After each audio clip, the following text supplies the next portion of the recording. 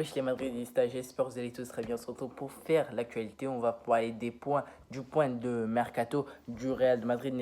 Tout d'abord, n'hésite surtout pas à laisser ton petit like si la vidéo te plaît. Et surtout, t'abonner à la chaîne en activant la petite cloche de notification. Allez, sans plus tarder, générique.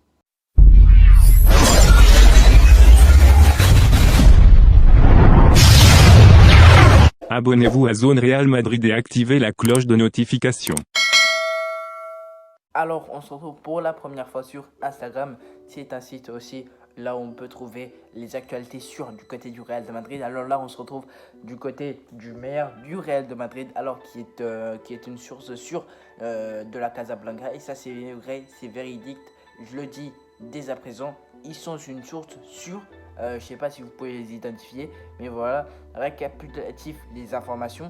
Iker Bravo a passé sa visite médicale avec le Real Madrid ce week-end et n'attend que l'autorisation de la FIFA pour débuter avec la Castilla. Alors ça c'est fait, on va pas en reparler, j'en ai fait plutôt 2 ou 3 vidéos, je ne sais plus.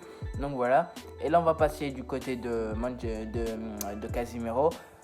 Manchester United avait fait une offre de 50 plus 15 millions d'euros de bonus pour recruter Casemiro, offre qui a été refusée par Perez.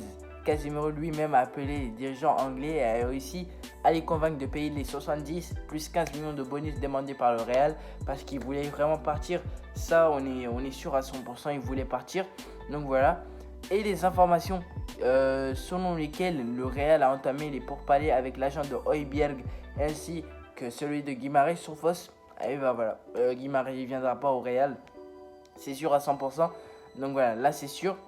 Là on a une information qui est tombée. Jude Bellingham a refusé de signer un préaccord avec Liverpool comme il a fait avec le Real. Un préaccord, si vous ne savez pas, c'est juste signer un accord avec le club, ce qui veut dire en 2023 c'est sûr que tu vas les rejoindre, tu as un accord avec le club, etc. Et là c'est un préaccord, il a refusé avec le Real tout d'abord avant de refuser avec Liverpool.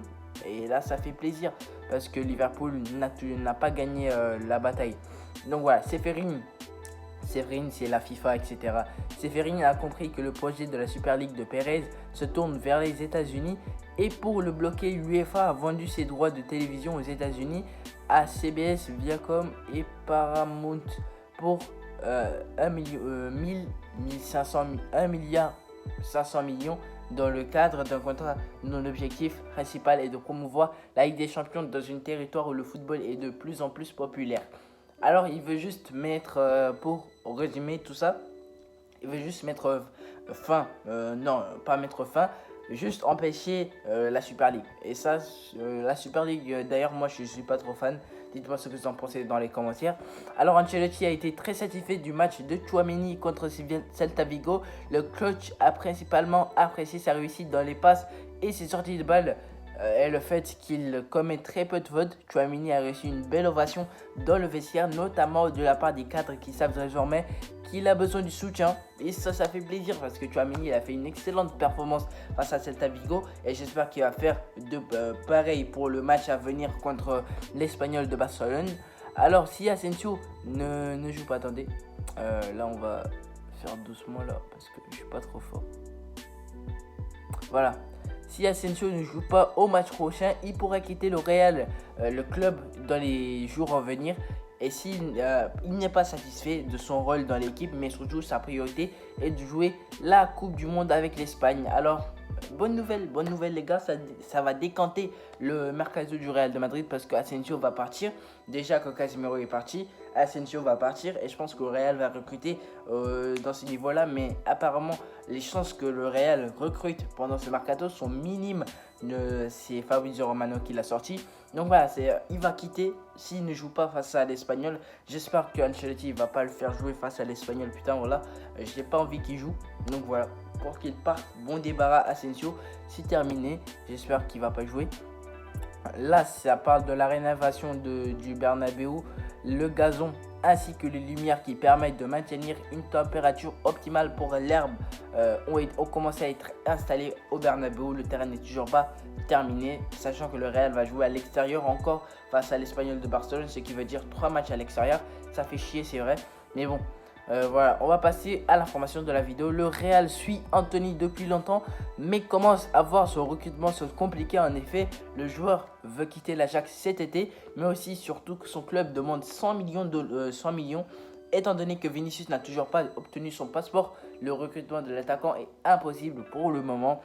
Alors je pense que s'il arrive à quitter cet été l'Ajax, je pense qu'il va partir à Man U. Parce que c'est pas possible du côté du Real en tout cas. Parce que Vinicius n'a toujours pas eu son passeport. Et ça pose problème. Le putain de passeport. Et ça me fait chier, oh là.